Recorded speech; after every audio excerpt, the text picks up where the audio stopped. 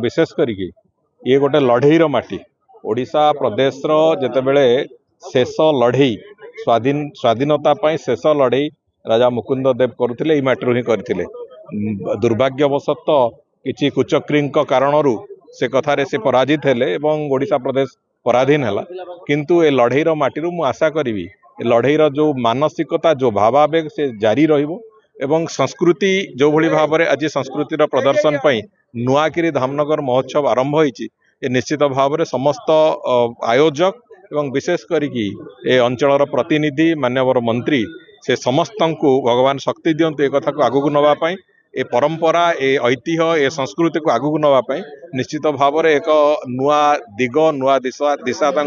भगवान से चलैवाई आशीर्वाद देवे एवं मु भावुची निश्चित भाव में धामनगर आगामी दिन में ए अंचल भद्रक जिला एवं ओडिशार विकास मानचित्र रे एक नुआ स्थान पाए। आज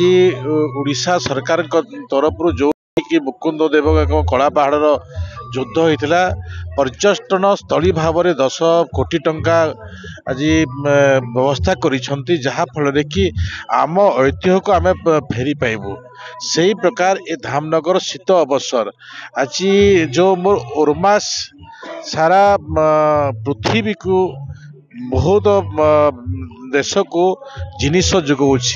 ए धामनगर सुखुआ एसएचजी ग्रुप माध्यम ओरमास ताकू टेक करी विदेश को रप्तानी करुछि माने एठिकार उत्पादित द्रव्यर मूल्य किमिति पाई पारिबे एवं एठिकार जो संस्कृति कला अछि से संस्कृति कला बंचेबा पई आज एठिकार विधायक जी अच्छे से सूर्यवंशी सूरज तांकर जो आग्रह अच्छी से जिला महोत्सव व्यतीत गोटे महोत्सव करुछंती आज माननीय वरिष्ठ मंत्री ओडिशा सरकार पृथ्वीराज हरिचंदन मो आसीलु एवं ए लोकंकर 11:30 जो प्रकार लोकंकर आग्रह एठू जना पड़ुछि जे ए सरकार प्रति ए देश प्रति आम संस्कृति प्रति तांकर आंतरिकता केते अछि ए निश्चित भाव में अन्य मानक प्रेरणा देव।